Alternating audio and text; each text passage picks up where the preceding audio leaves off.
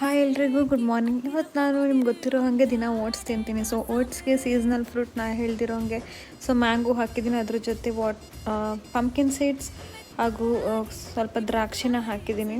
So ಇದನ್ನು ನಾನು breakfast ಆಗಿ ಇವತ್ತು ತೊಗೊಂಡಿದ್ದೀನಿ. ಆಫ್ಟರ್ನೂನ್ ಲಂಚ್ಗೆ ಗುಳ್ಳ ಬಜ್ಜಿ ಮಾಡ್ತಾರೆ. ಸೊ ಬ್ರಿಂಜಾಲಿದ್ದು ಒಂದು ಮಜ್ಜಿಗೆ ಹಾಕೊಂಡು ಒಂದು ಬಜ್ಜಿ ನಮ್ಮ ಕಡೆ ಮಾಡ್ತಾರೆ.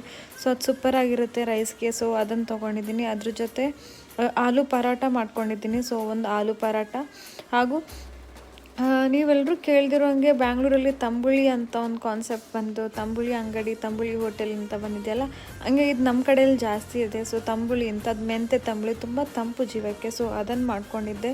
ಸೊ ಇದೊಂದು ಮಧ್ಯಾಹ್ನ ಊಟಕ್ಕಾಗಿತ್ತು. ಆ್ಯಂಡ್ ನೈಟ್ ಡಿನ್ನರ್ಗೆ ಉಪ್ಪಿಟ್ಟು ಮಾಡ್ಕೊಂಡಿದ್ದೆ. ಸೊ ಸ್ವಲ್ಪ ಲೈಟಾಗಿ ತಿನ್ನೋಣ ಅಂತ ಉಪ್ಪಿಟ್ಟು, ಅದಕ್ಕೆ ಸ್ವಲ್ಪ ಕ್ಯಾರೆಟು ಹಾಕಿದ್ದೆ. ಆ್ಯಂಡ್ ಖಾಲಿ ಕರ್ಡ್ ಬೇಡ ಅಂದು ಸ್ವಲ್ಪ